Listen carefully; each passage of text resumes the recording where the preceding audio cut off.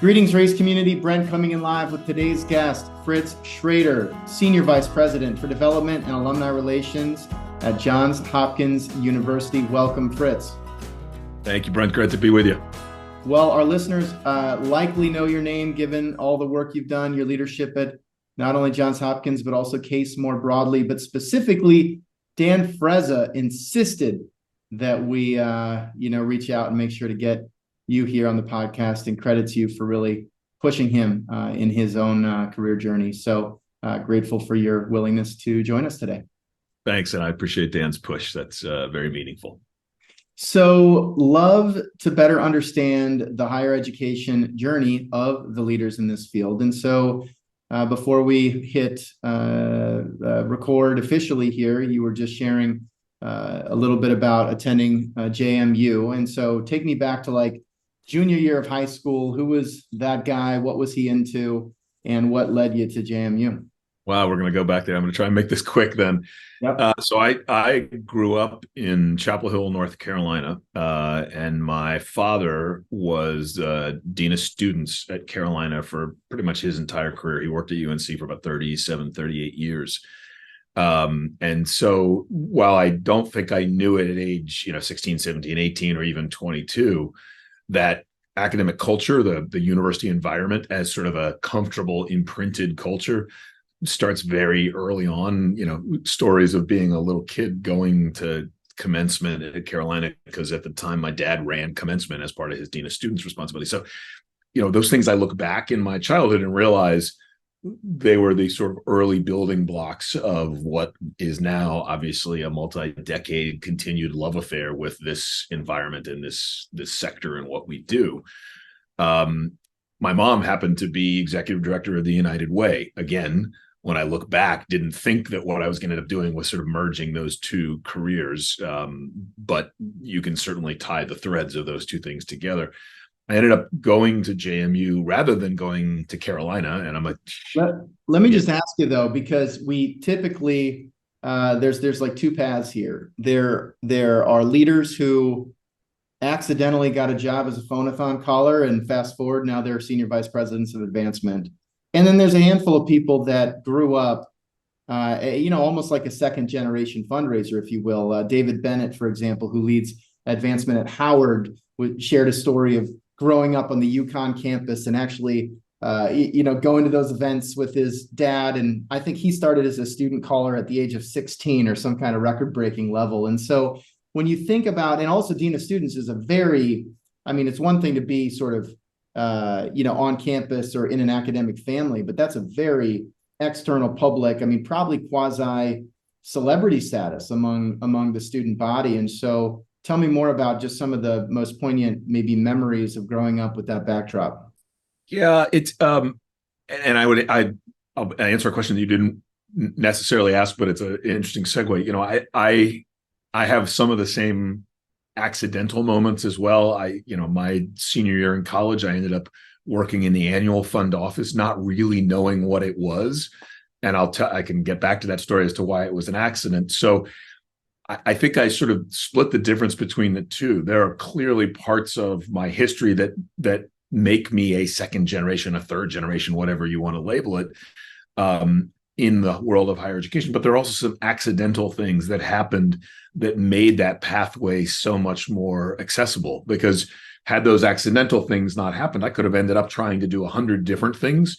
And it was the serendipity of those accidents that pushed me into and pulled me into this pathway. So, but I would say, looking back on really sort of early childhood, watching my dad in the university environment, you got an appreciation for a couple of really important things. Number one, and I say these because I think they create the connection that I have today.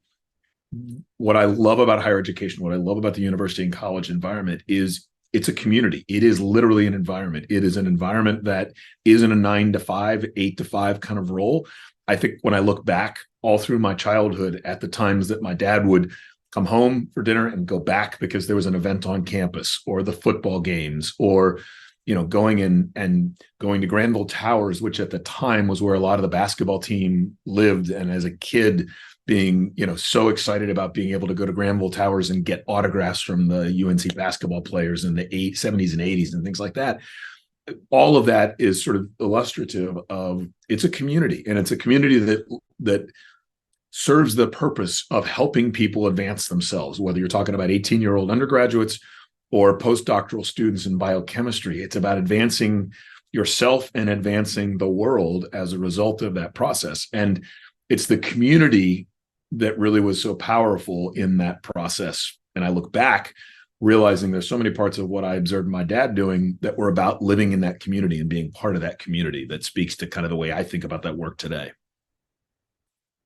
You also were there during some pretty epic basketball years. Did you run into Michael Jordan? I mean, those were kind of peak years. I did, and I can. So back then they played in Carmichael Auditorium. It was before the Dean Dome.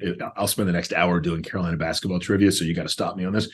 But I can. Back then, Carmichael was maybe 8,000 people, 10,000 people, and I went to games. The coveted jobs. My best friends in high school. One's father was the tennis coach at Carolina. Another's father was on the faculty in the medical school. The coveted jobs were wiping sweat on the floor, or in the aisle that went back to the locker room, because the only scoreboard was above the court. The players had to look to the floor. We had a flipped scoreboard. And so a couple of times I would get pulled to flip the scoreboard. That's literally, it was an old school flipped scoreboard. Those were the things that I remember that kind of imprinted, the love for Carolina basketball very early on. Well, I saw on your link that explains I think you called it perspiration management engineer. No, just kidding. But that's how we would reframe that job in today's resume, I think. You got it.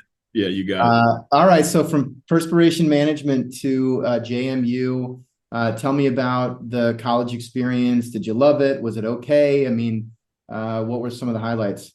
Yeah, I did love it. I had a great time at JMU, and I went there. It's funny, I was talking with a group yesterday about this very choice. I went there, number one, because I decided, back to your comment about the public-facing role of dean of students, I needed to get out of Chapel Hill. It's very hard to be 18 years old going to school where your father is dean of students, for all of the obvious reasons.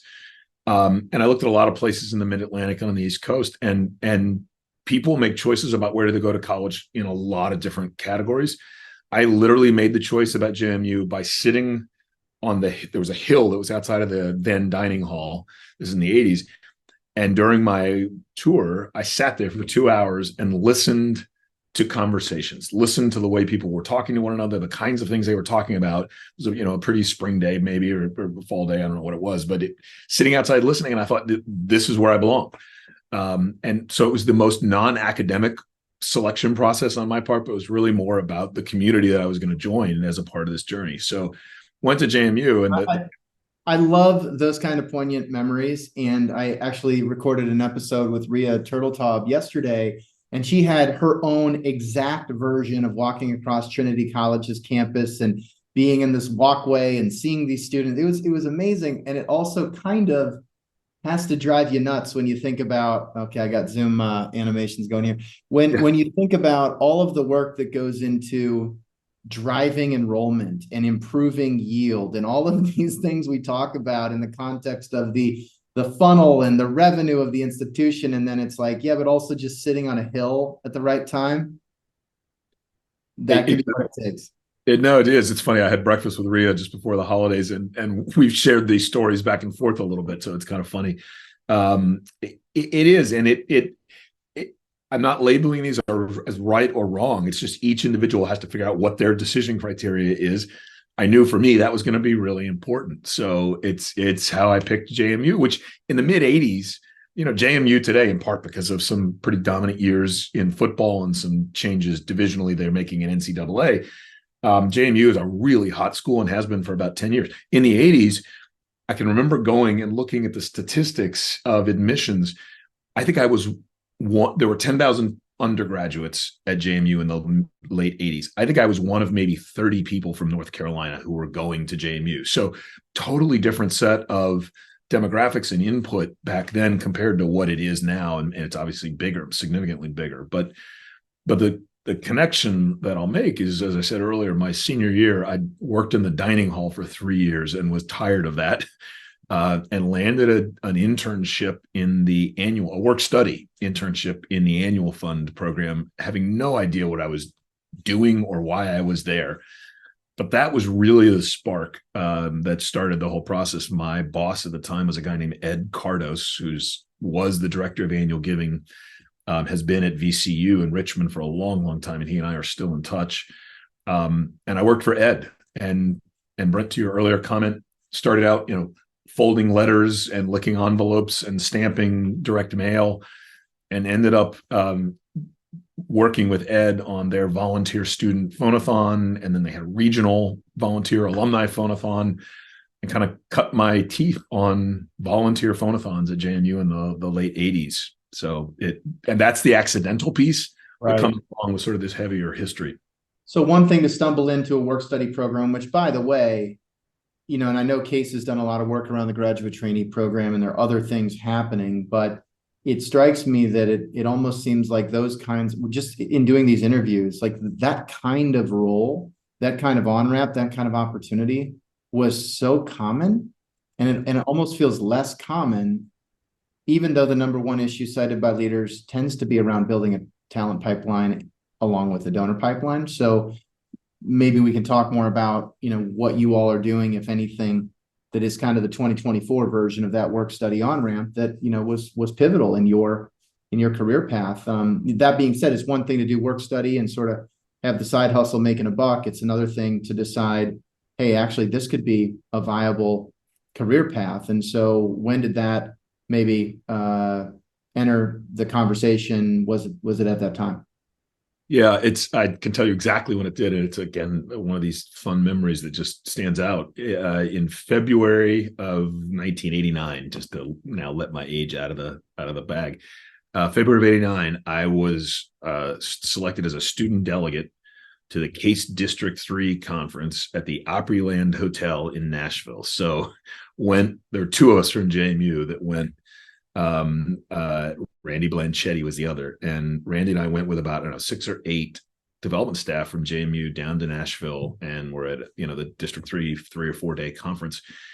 And my memory from that was the number of people as a student delegate that I got to meet who were professionals in District 3 working in advancement, and names flood back of people that I can remember having a cup of coffee with, or a meeting coming out of a session, or what have you.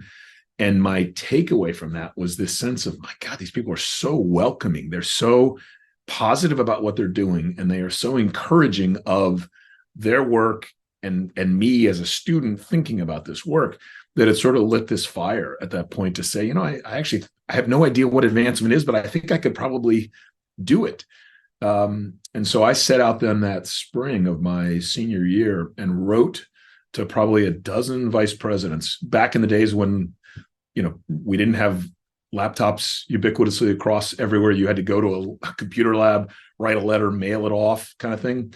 Wrote to about a dozen vice presidents in the Mid-Atlantic, everywhere from Maryland down through the Carolinas, to say, hey, here's who I am. Here's my resume.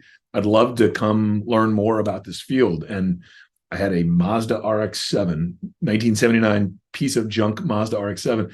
And I drove to Pennsylvania. I drove to Charleston, South Carolina during my senior year to meet with any vice president who would write back and say, sure, if you can, get on my calendar, come see me, just to learn more about this field. And that obviously then is what got me an opportunity to apply for the first job at University of Maryland. I love it. First of all, I just looked up the 1979 Mazda RX-7. I think that's a pretty sweet ride. It was.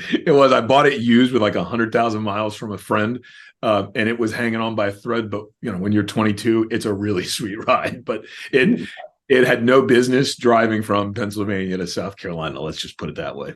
I love it. And so the fact that you went and did that strikes me as being so obvious, yet so rare. I think today the kids would say you got to shoot your shot. And I feel like that was you shooting your shot. But can I just ask how often you get notes like that today? Well, so it's It's a great question, and I get them not regularly, but I get them enough that one of the things that everybody at Hopkins knows, and anybody who works closely in my office with me knows, is because that was such an impactful moment in sort of the early stages of my career. Literally anybody who writes to me and says, "Could I get 10 minutes of your time?" My answer is always yes. And there are certainly people, sometimes folks in my office, who would say, "Is that really the best use of your time right now?" But I'm not going to back away from the fact that, to your earlier point, we are in a talent crunch. We have been for decades. Talent pipeline is critical. And so, to the extent that I am paying it backwards and paying it forwards to continue to try to help people figure out how to get into this path, I feel very strongly about doing that. So I do get opportunities where people will write and say, "Hey, how would I get into this? And what's the path?" Well, I hope you get a couple of those after we publish this, and hopefully they're mutually beneficial. And so you send out those letters, you cruise around in the RX-7. Tell me more about what then inspired you to apply, maybe just at Maryland or elsewhere. Yeah, so Maryland was an opportunity. In fairness, I had a lot of good conversations with people. I think, looking back in those months, there weren't that many entry-level jobs the way there are at a place like Hopkins today. There weren't that many entry-level roles. And so although I met with about a dozen vice presidents, it was mostly a lot of, here's what the job is, here's how to do that, here's how you might think about a graduate degree, here's how you might think about the different roles in the late 80s that are starting to evolve. It was a very different time than it is today in terms of just the size and scale of our different teams. The Maryland opportunity came about as a result of one of those visits, and I got a call from the director of annual giving at the University of Maryland, who said, "Look, we're looking for a phonathon manager. I heard you had some experience in this. Do you want to apply?" And so I applied at the university for the job and got it. And so graduated and started as phonathon manager at College Park. And pursued your MBA. I did. Went back, worked for a couple of years. It's hard because phonathon, for the first 2 years, I did phonathon. It was a night job, Sunday through Thursday night. And so it wasn't until sort of year 3 that I thought, all right, I think I got a pathway here. And let's take a look at a graduate degree. And so I did an MBA in marketing that felt complementary to our work, and certainly to the work at the time that I was doing in annual giving. But it was also just an opportunity, given Maryland's tuition coverage program, that I thought I'm silly not to do this. But a lot of people have those tuition coverage programs and don't pursue it. I mean, yeah, you're right about that. And I look at this in a couple different lenses. I tend to think the following, that first, the critical thinking skills that are required as you move through this career, whether you are a gift officer or a vice president, are there. And the more you train yourself through education, whether it's formal degree pursuit or informal, self-growth kind of courses, the more you teach and train yourself, the better off you're going to be in those different moments. I happened to pursue a formal degree because it was available and it was interesting to me. Second part of this is, we are, if you'll forgive the term, we're selling the concept of higher education externally to volunteers, to donors, to alumni, to friends. Pursuing a degree is just our ability to showcase what we do. I got a degree at Maryland because that was important to me. It's interesting. I as a side note, and I'm sure you're going to want to pick up on this, my daughter is a leadership gift officer at her alma mater, Boston College, and just is starting her MBA for the very same reasons. She already has a master's degree, and she figured, I'm going to go back and get an MBA as well. And I think her, obviously influenced by maybe some of our conversations, but she's thinking about it kind of in the same context as well. Yeah, I love it. And look, I was pursuing my MBA when I actually decided to start Evertrue, and the reason was absolutely shaped by the curriculum and just getting exposure to different themes. I looked at it, I was like, oh, marketing is like alumni relations, and development is like sales, and stewardship is like customer success, except that's not how this sector is really being run, or it's not being optimized in the same way that the commercial sector is. And in spite of that, people are given $50 billion plus a year. What if we could make it look more like an integrated revenue machine at a commercial organization, which, again, some people even today would hear me say that or are listening, and it makes them uncomfortable because maybe they thought they were getting into this sector to avoid sales. And it sounds like you're more aligned with what I just shared, but I do feel like there's a general aversion of like, ooh, sales is bad. And what I always say is, look, sales is great as long as you believe in it. It's a quality product. You can get behind it. It's easy to sell.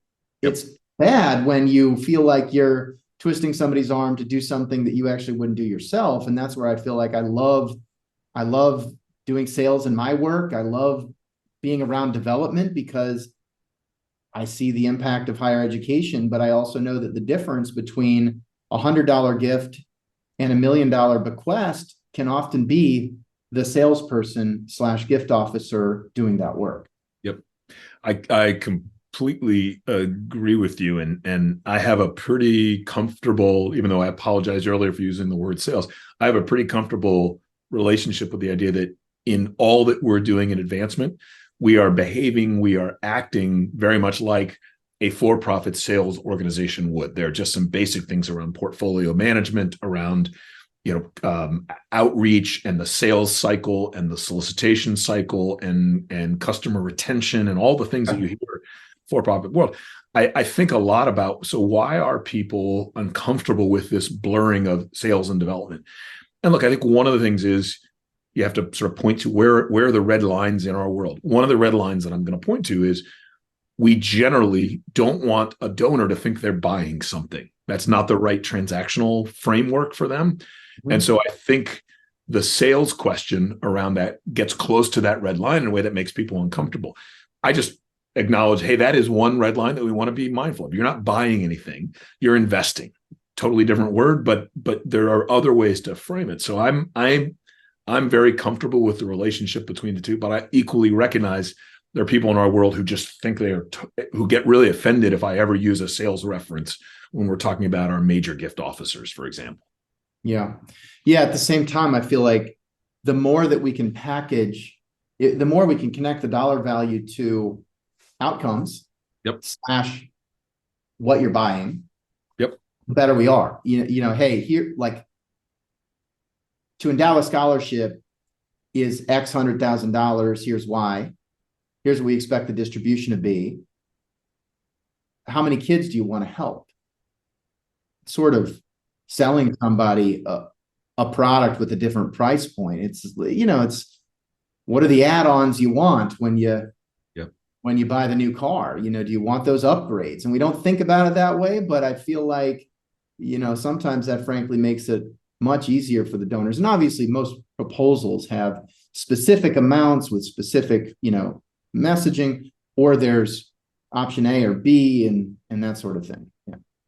Yeah, Brent, I agree with you. I think I would complicate it more by also saying, we're in an interesting couple of years, but certainly an interesting last couple of 6 months, meaning the world of donor influence, donor involvement on institutional direction, institutional decisions, expectations that donors, and I'm going to stay totally out of the political space for the moment, but expectations that donors have on the organizations in which they invest are changing in a way that I do think there's an added scrutiny to how development officers, how advancement leaders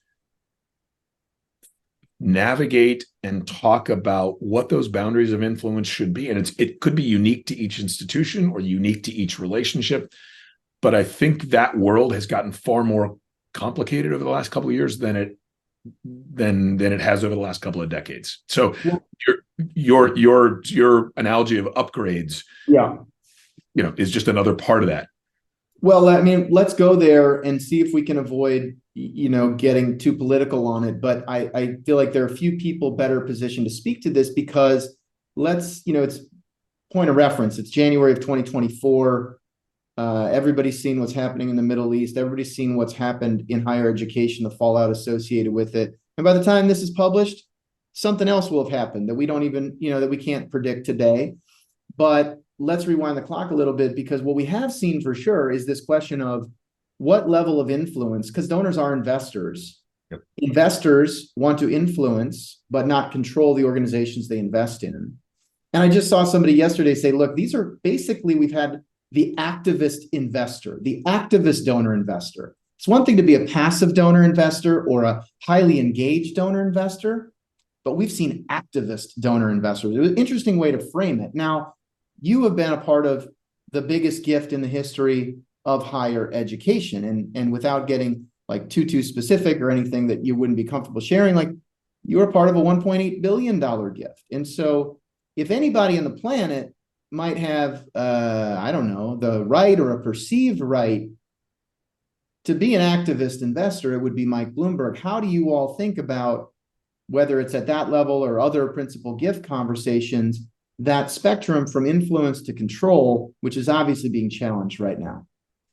Yeah, so let me come at this a couple different ways. I think, let me state a couple things that I truly believe are very real about where we are right now, just in the world of philanthropy.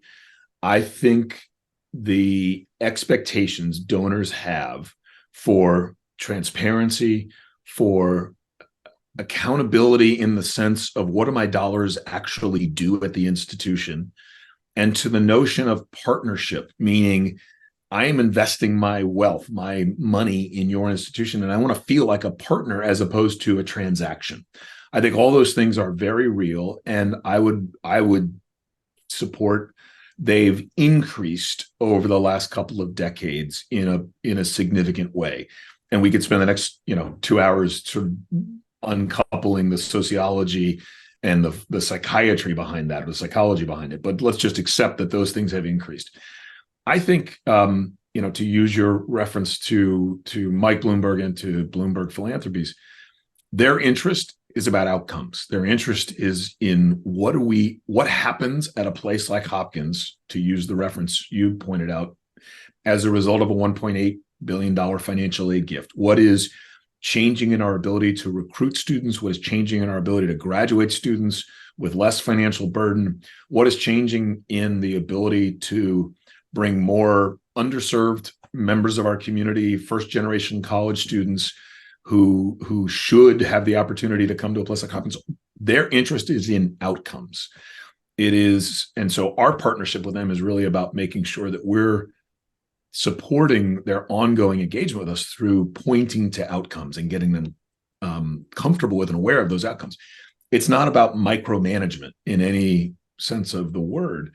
And I think that's, Mike, I'm biased, but I happen to believe he is one of our world's greatest philanthropists, just in the way that he, not just his capacity to do it, but the way that he seeks to have meaningful impact on so many parts of the world. And I think we're experiencing, through the lens that we have with the Bloomberg Philanthropies, this notion of outcomes. Now I'm going to pull away from the Bloomberg example more broadly to say, as I look across the tens of thousands of donors at Hopkins, whether they are $100 donors or $10 million donors or $100 million donors, outcomes is the real consistent thread in this for me. So if you're a $10 donor or $100 donor to Hopkins, do you feel like you've had some impact on something?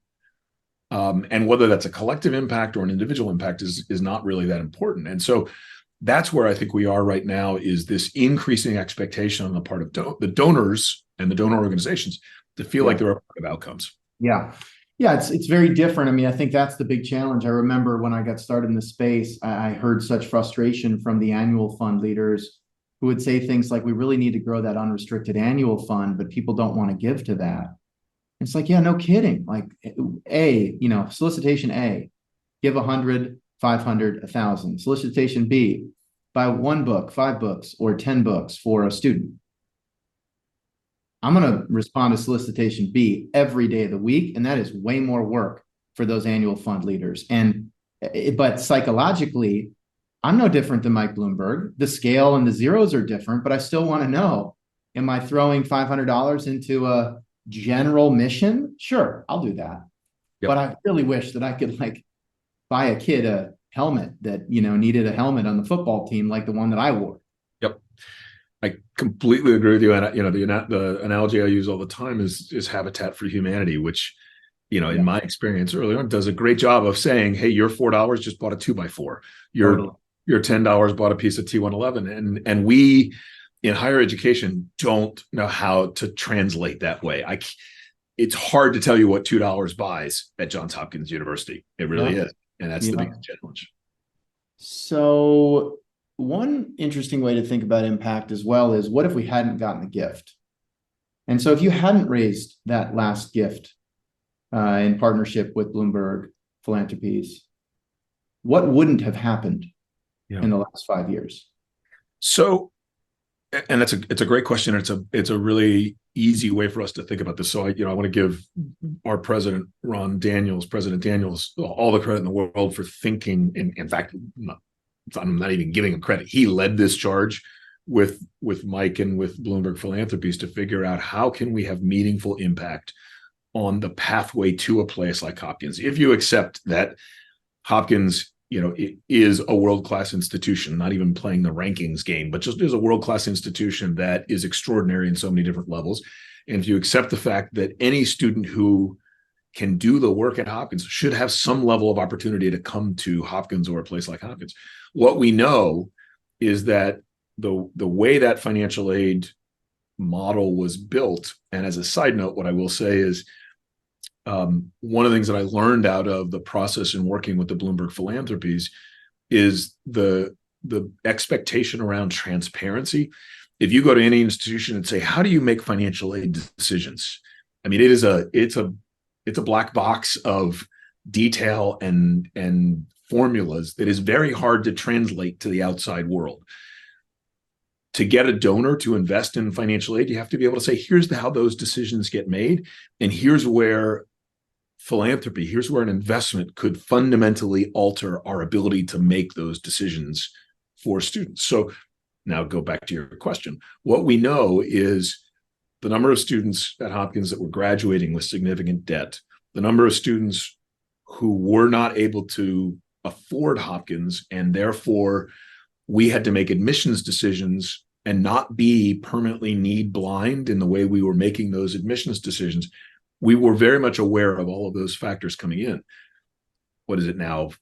7 years later, 6 years later after the gift, we can point to the elimination of debt as a part of the financial aid strategy for our students. No students now come to Hopkins with packaged federal debt as a part of their financial aid strategy.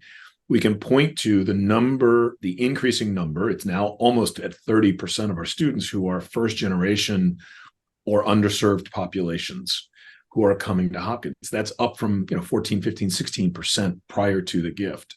So to answer your question, what I know is we wouldn't be able to serve that number of first generation underprivileged background students if it weren't for this gift. Yeah. And that's fundamental to who we are. I love it. I was a first gen student from a very rural part of Iowa when I attended Brown, and had unbelievable financial aid. And there was just this confusion almost among my peers when I said I was attending there, because they would Google what it costs compared to other local, even public institutions, for example, and they couldn't comprehend how we might be able to afford it. And what I was trying to explain is it's actually going to be far more affordable for me than any of the local options. Yet that is not the narrative, especially given all of the headlines and the pressure being put on higher education, people questioning the value of higher education. What you just shared and what I just shared is nowhere in the conversation. It is only the negative. And it's almost like all the public Twitter sphere narrative would be all Johns Hopkins has done is saddle students with debt that they'll never pay off. And it's like false, objectively with data. But why don't people believe that? Yeah. Well, look, again, we could spend the next 3 hours doing a whole what do people believe today and what do they trust?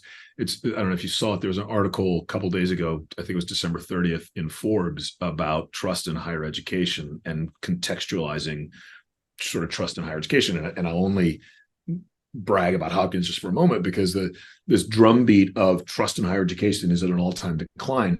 The Forbes article is basically pointing out trust in institutions globally across the country is at an all-time decline. Higher education is actually at the very top of institutions that are trusted. It has declined, don't get me wrong, but not to the extent that trust in government, trust in our political systems and other pieces have declined. And Hopkins is amongst the most trusted institutions in the higher education space right now, which we're incredibly proud of. It's a very privileged and fragile place to be, but we're very proud of that fact. And I think, to your point, this commitment to being transparent about what are we doing in terms of opening the doors to populations that haven't had access to Hopkins education in the past, it underscores that. So, most leaders right now, it's the beginning of 2024. Maybe it's a different calendar for the advancement sector, but in my world, it's been a lot of planning and goal setting for the year. And one of the ways we do that is we try to identify the biggest issues, right? The most important issues and challenges and problems, prioritize them, and then attack those issues in order of priority with clear ownership. And so you could imagine something like, as a university president, number one issue right now, declining trust in higher education. And maybe for folks that aren't in your position, declining trust in insert university, right? Insert college. Based on what is working at Hopkins, do you have any recommendations or themes that, if that is an issue, if you're hearing it or seeing it in enrollment numbers, or you're hearing that feedback from gift officers out in the field that are hearing objections from donors, if trust declining is a big issue, what might be some strategies or tactics to think about turning that around? It's a big question. No worries if nothing comes to mind. Yeah, I mean, look, I want to be really, really mindful of the role that I play versus the role of other people in educational institutions. The provost, our deans, our president would be far better equipped to respond to this kind of question. So but if donors don't believe, they don't feel the trust, you're not raising the money. Yep. No, I agree. And I think my answer using my advancement role is the following. I think some of this requires us to unpack what trust means. Like what is underneath the declining trust? Is it a perception of the value of higher education compared to the cost of higher education? Is trust about my institution reflecting your values, your personal, political, societal values? Is it about a reflection of that? Is it about transparency in what we do as an institution?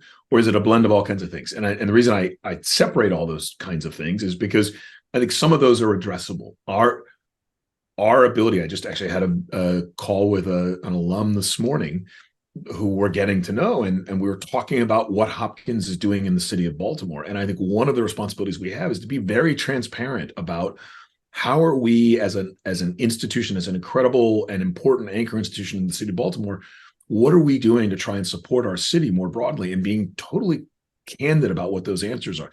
Some of that trust is just about transparency. And as our institutions get big and complicated, it's just harder to be as transparent as we should. So our responsibility as an advancement leader is to try to approach those conversations with every ounce of information we can to be transparent about it. I think, the first point I'm going to touch and then quickly run away from, which is this question of value of education compared to price tag of education, is such a complicated set of questions for us societally. As a sector, there's not a cocktail party on weekends with friends that someone doesn't say, why is it so expensive? And I have all of my answers that I've built up over time. And look, I acknowledge we are at a point where we're not going to be too far out in the next decade when selective institutions like Hopkins and Brown cross the $100,000 threshold of total cost of attendance.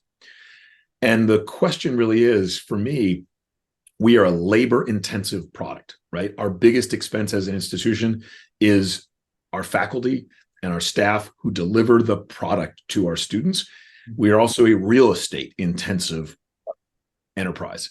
Those two things are just more expensive every year. And so, we could have every one of the top 50 institutions reset their tuition at 50% of what it is today.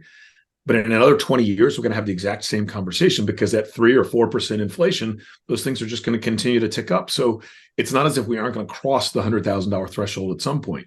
You can delay it, but I think it's such a complicated question around how you get people comfortable. And you touched on this, and then I'll stop, Brent. You touched on this a minute ago. Actual cost of attendance versus sticker price are two different things. And the way our path is about how do you make the education at Hopkins accessible to as many people as possible through financial aid. Yeah.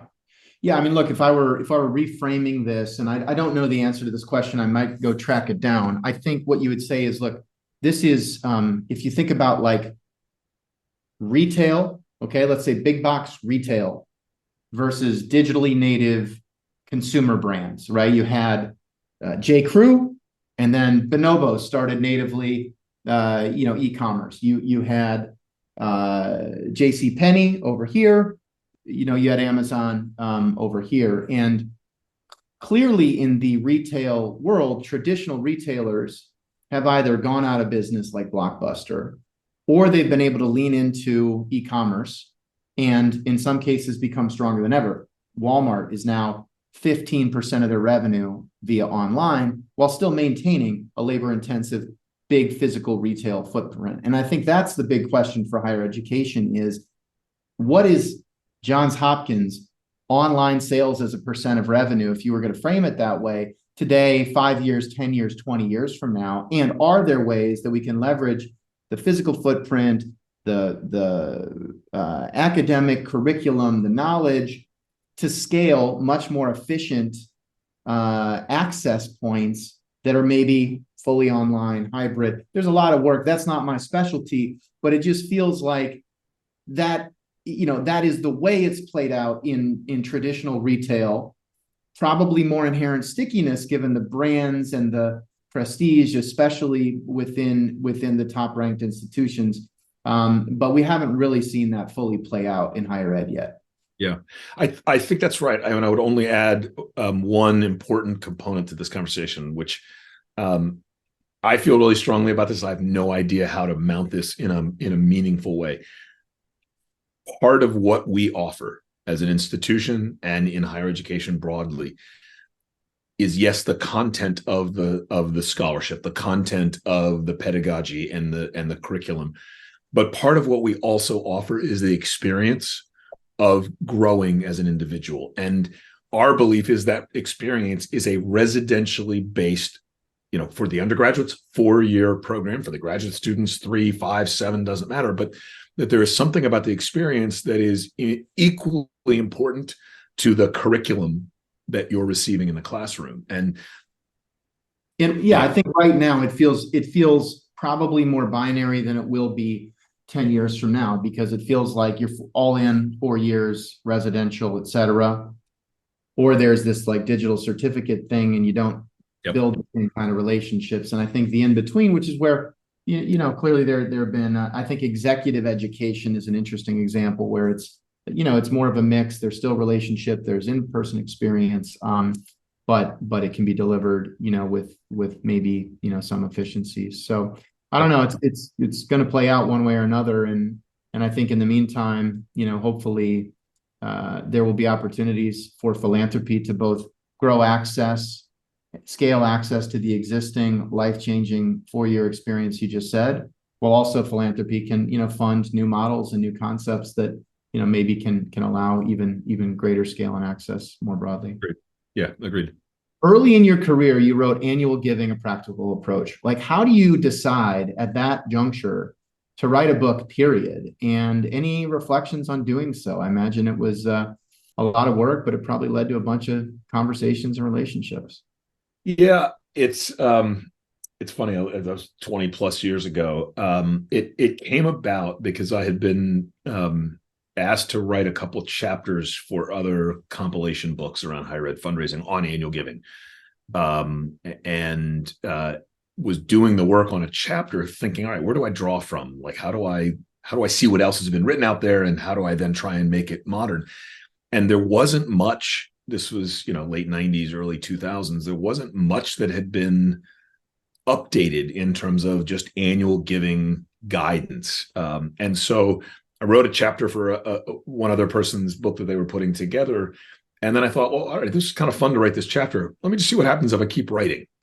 And so I kept writing and then thought, well, geez, I've written enough that there's something here. And so started to organize a little bit more. I had these memories, Brent, of sitting, my kids were young. My kids were like 2, 3, 4 at the time, sitting at night, like in the back study of our house, typing, trying to figure out, once you get started on this, you're really burdened by, I can only imagine what it's like to be an actual, career writer who is under the deadline and under the requirement to keep writing, because you really do have to work at it. In hindsight, my takeaway from that I still think serves me well, but is a big part of the way I think about things. Writing that book forced me to think about, okay, how do you actually teach what we do? How do you organize in an accessible way the different parts of the business of annual giving, from programmatic structures to segmentation strategies to all those pieces? And the reason, what I may have done back then, Dan Allenby has updated 20 different times and does a much better job than I do. But what I take away from that is it has led to what is something that's very important to me right now, which is, how do you organize the mechanics of what we do in a way that's accessible to someone? And I've done some work through CASE on a curriculum project to try to get our arms around what are the basic competencies that are required to do this work, and how do you, beyond the apprenticeship model, which is kind of what we have, how do you teach this, and how do you hand on this profession to, back to where you started some of these conversations, sort of the pipeline of people who want to come into it now in a way that's not just based on the apprenticeship model.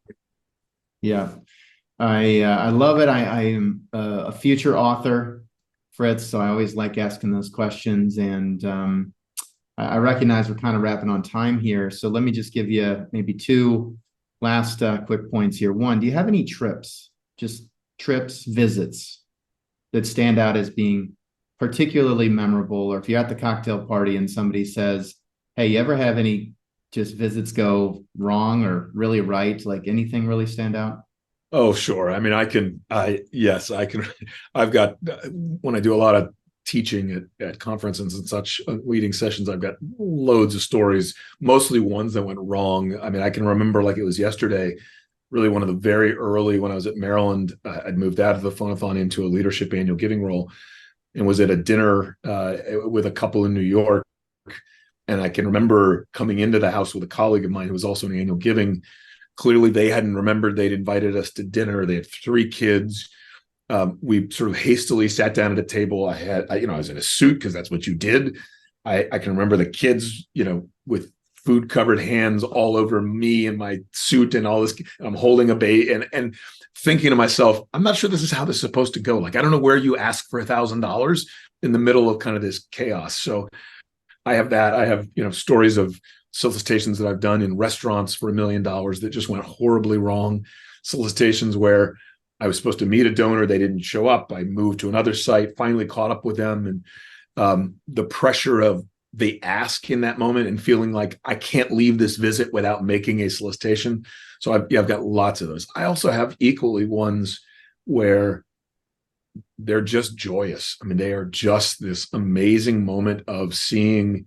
I'm thinking of one in particular with a donor to our School of Arts and Sciences, who you see the excitement around a topic and the ability to influence through their philanthropy a topic like philosophy or physics.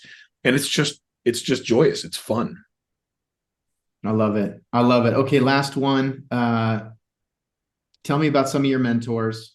There we go. And then tell me about your team. Are you hiring? And if people want to get in touch. So, mentors, I could go on for an hour about these. I have had some terrific bosses, mentors over the years who, from Bob Lindgren, who first hired me at Hopkins when he was VP, to Mike Eicher, who's now out at Ohio State, to Charlie Flager, who's at Virginia Tech, without going on story after story, but each of them, both encouraged me at the right moment and gave me enough runway to run, but also gave me some of the really tough lessons of moments where they provided criticism to me that felt like a 2x4 to the back of the head. And I look back and think, God, those were such important conversations, because I would have missed something that was weak or vulnerable in the way I was approaching something, that they delivered it perfectly and gently but firmly in a really impactful way. So, those are mentors. Ria, is, you referenced her earlier, is a mentor, because we both worked for Mike Eicher. We've both kind of grown up in this profession, and we share a lot of the same passions and ideas and concerns. So lots of mentors. In terms of my team at Hopkins, and we've just gone through some reorganizations and moving around of people. So I've been at Hopkins going on 28 years, which is an extraordinary long period of time to be at one place. And I've been incredibly fortunate. I actually had dinner last night with my executive team, which is about 12 people. And it was a celebration just at the end of the year. I am so proud of the work they do. We are constantly hiring. Like any organization, we're 500 plus people. We're constantly hiring. But we've done so much to build, to your earlier point, this pipeline of talent that I hope comes to Hopkins. We have a program called Origins, which is bringing interns to us in the summer from underserved institutions across the country who can learn at Hopkins, which we think of as kind of this big machinery of development and advancement apparatus. So there's so many programs that we've built, and I'm just incredibly proud of the team and grateful for the team's work here. I love it. Thank you so much. I was looking forward to the conversation and to learning more about your work, and I look forward to future discussions, and would encourage everybody listening, track Fritz down on LinkedIn, shoot him a note, let him know that you heard this episode, and I hope you get, like I said, a couple of those professional inquiries, but the right amount, so that it doesn't blow up your calendar for the rest of the year. Okay. Hey, thanks, Brent. And thanks for the opportunity. It's great to spend time with you. Thanks for what you're doing with this podcast and just your own curiosity about this field and the work that we do. So thank you. It's been the best learning experience that I never could have imagined. And I'm really, really grateful for it. So with that, everybody, I'm going to wrap today's episode featuring Fritz Schroeder, who serves as Senior Vice President for Development and Alumni Relations at Johns Hopkins University. Take care, everybody.